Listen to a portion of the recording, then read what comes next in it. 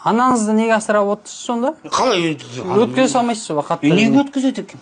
Есім Бақдәулет болады. Компания бізде қарызы бар адамдармен жұмыс жасаймыз. Сіздің атыңыздан ба бір әйел адам кредит алыпты? Менің атымнан? Иә, бірнеше жыл бұрын. 5 миллионға ма кезінде кредит алған екен. Қазір ол кісі қайда әйеліңіз? Ажырасып кеткен мен заң жүзінде. Қашан ажырастыңыздар? Мені 2021-ден бастап ажырасып. Ол кісі как раз сол 3-4 жыл бұрын алған екен. Негізі атымда кредит жоқ. Да? Кім тұрасыздар жалпы үйде? Мен шеше, 2 қызым, ұлым бар.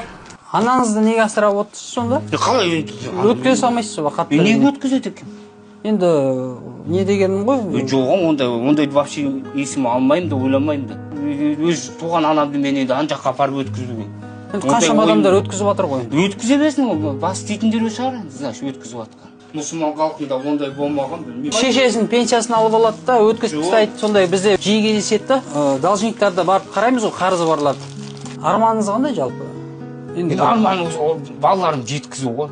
Мамканы мысалы. Үй алу деген арманың жоқ па жалпы? Енді оған енді ақшам жоқ қой қазір. Бірақ қарыз жабу керек қой бір жағынан. Енді мен жаңағыны естіп отқанды өзіңнен естіп отырмын. Менің атымда жаңа алған заттар деп. Міне мына жерде қараңыз, документ бар міне. Өзіңіз ашып көріңіз сенбесең. Міне мынау документ сіздің.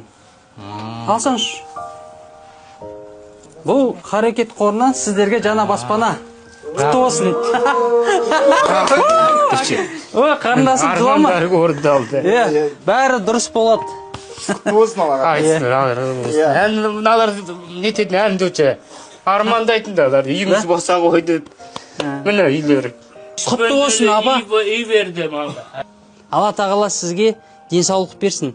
Сіздің жасыңызды бізге нәсіп етсін. Харекет қорында қазір 200 күнде 200 баспана деген бағдарлама жүріп жатыр. Осы 200 үйге тез бірге жеткізіп, бірге қолдап жүрейік.